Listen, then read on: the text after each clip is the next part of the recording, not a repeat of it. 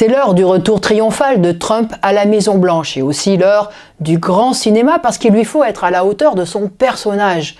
Un homme fort, riche, puissant et culotté comme lui ne peut que frapper un grand coup. Une centaine de décrets seraient prêts à être signés. Droits de douane, amnistie de ses partisans qui avaient assailli le Capitole en janvier 2021, déréglementation environnementale, expulsion massive des travailleurs sans papier.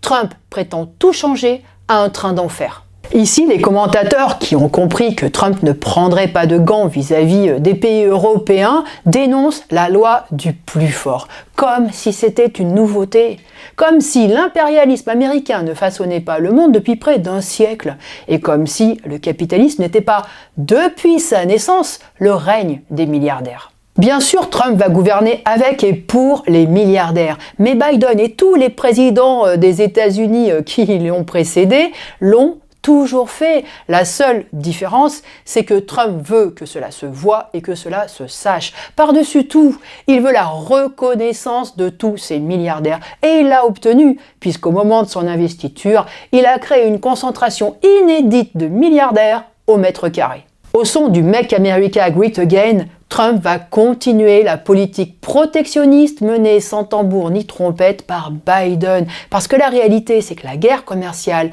et la pression impérialiste des États-Unis sur le monde n'ont jamais cessé. C'est la puissance américaine qui a poussé à la guerre entre l'Ukraine et la Russie et qui l'alimente depuis presque 3 ans.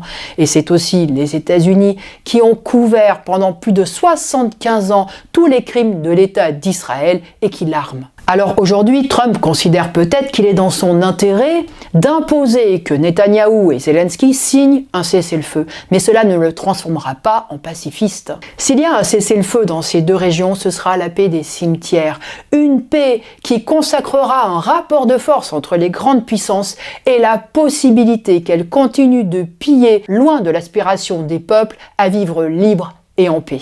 En fait, la nouveauté avec Trump, c'est qu'il ne veut même plus faire semblant de mettre des limites à l'exploitation des hommes et de la planète, comme d'autres dirigeants ont pu le faire avant lui et comme les nôtres voudraient continuer à le faire. Avec lui, fini la régulation qui ne régule rien, fini les règlements que les capitalistes ne respectent jamais.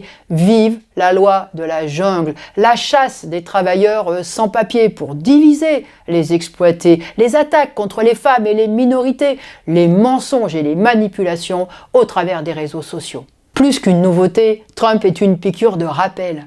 Le capitalisme progressiste et à visage humain n'existe pas. À sa base, il n'y a que la loi des plus riches qui ne profite qu'aux plus grands prédateurs.